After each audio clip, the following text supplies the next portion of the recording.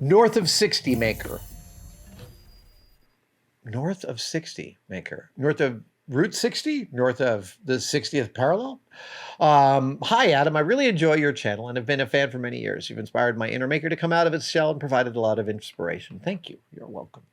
Their question, what sort of strategies do you have or use when working with someone who's incredibly knowledgeable and does excellent work, but can come off as condescending and judgmental of your work when it wasn't done the way they would have done it? Ha ha. Yeah. You got to be careful with those people. Can I say something about being condescending? Someone's telling you something like, oh, I'm trying to fix this thing in my house. This is a conversation that happens every day. Oh, Jim, what are you doing? Well, I'm trying to fix this thing in my house. What are you doing? Well, I have got this patch on the wall that's broken and I'm trying to fix it and da-da-da. And it's really, and then they describe to you how difficult it's been to execute this project. And you might go, huh, why don't you just, there's this whole article I came across last year that was talking about the phrase, why don't you just, and how insulting that phrase is in almost every execution you can picture it in. It's culturally not considered poor form, but when you think about it, it's a phrase we should all eliminate from our heads unless we're all confronted with the same problem at the same exact time. Because what you're saying when you say, why don't you just, is, well, I hear that you've been working on this problem hard, but I believe you've missed something super obvious to new me and my fresh mind on this problem. That certainly could be the case. But do you really want to reveal it like this? Do you really want to say that to the person? Okay, but working with someone who's knowledgeable but can come off as condescending and judgmental. I'll go even further and say a difficulty with a person like this might be also that it's difficult to redirect them when they're doing something wrong. Anyone who is condescending and judgmental about the right way to do something is also going to be difficult to push off of their normal modus operandi. Now, there are plenty of reasons why some employees' normal modus operandi is what you want to keep going and burning, but when you're working with people who, so I want to zoom out and say someone who is condescending and judgmental to other people's work is at the very least not considering the consequences of their actions. So they might be on the spectrum.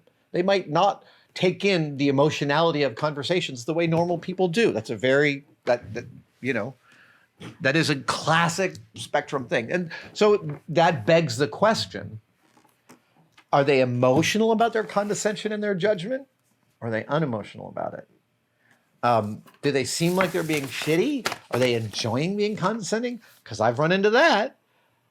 Ran into that a lot in union shops where, I was working and somebody who had a lot of seniority over me wasn't working. I got lots of that like dripping condescension crap. Or it could just be like a Jamie Heineman, right? Where they're like, they literally have a thing that they want to do and they're going to do it that way and every other way is dumb. Both Jamie and I were guilty of that kind of stance. But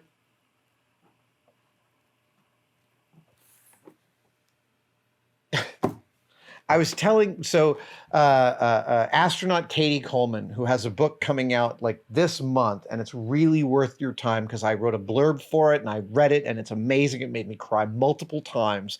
Katie Coleman is one of my favorite people in the world, and she's an astronaut. She came up through the astronaut corps, which is definitely a boys' club. Let any woman astronaut tell you about it. And has talked extensively and writes a lot in this book about the difficulties of being a woman in this space. And she came here to the cave a few years ago and we were hanging out, had a lunch back here chatting. And I was talking about having worked with an expert on the show who was really old. They were an older expert. They had a lot of experience, but the thing that we were doing on the show was just a little bit outside their experiential range. And I had a solution and I had to spend like a couple of hours just sort of slowly leading them to this solution. Even though it was my television show, we brought this person in. I couldn't tell them how to do their job. That is absolutely would have harmed that day of shooting. So I had to kind of just cajole them along and bring them along with me. And I was telling Katie about this, and she said, well, that sounds to me just like working with a man. And I said, mea culpa, Katie. Ask any woman in your life about that story. They will confirm this for you. Yeah. The biggest question about their condescension and judgment is if they're on the spectrum or slightly neurodivergent, that might not be the problem that you think it is. Or if they're highly emotional about their condescension and their judgment, that is a real problem. It's a problematic person to work around. You have to be very careful around them. They can take things as slights that you don't intend.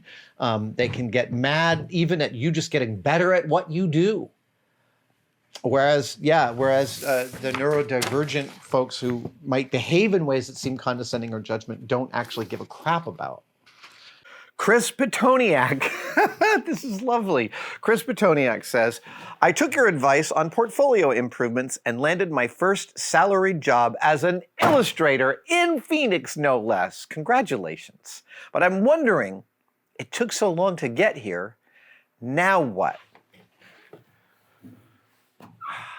Yeah, so this is your first salaried position, so you don't know how you fit into an office environment.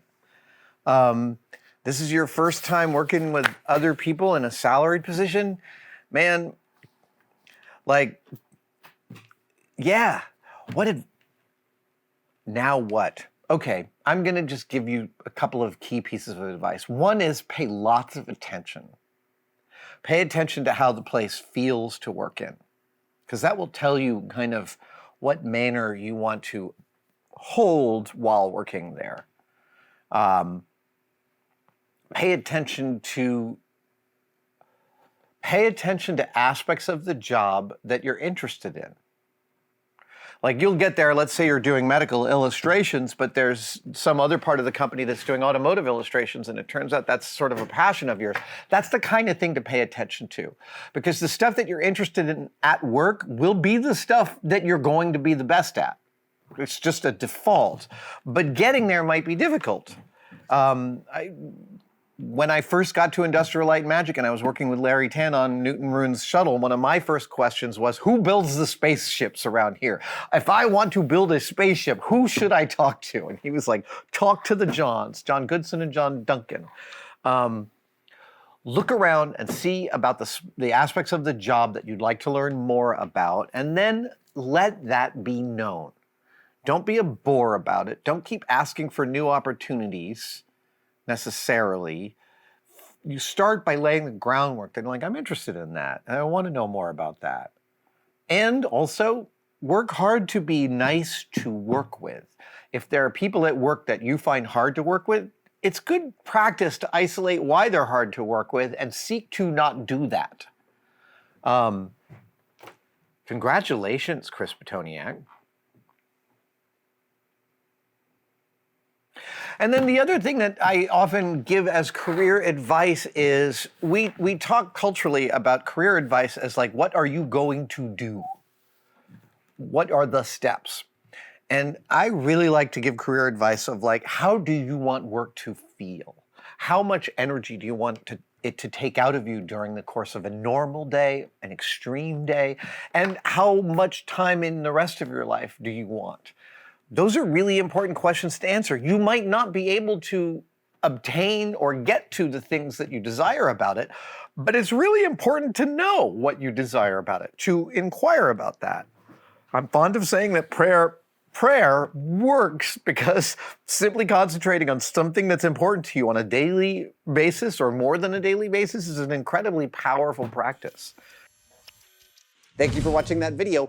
Are you as sick of the tosses to membership as I am? Good, because here's a brand new one that I recorded today, and it's nice and short. There are 3 tiers to tested membership, and they all offer awesome stuff. Find out about it by clicking the join link below. We'll see you there.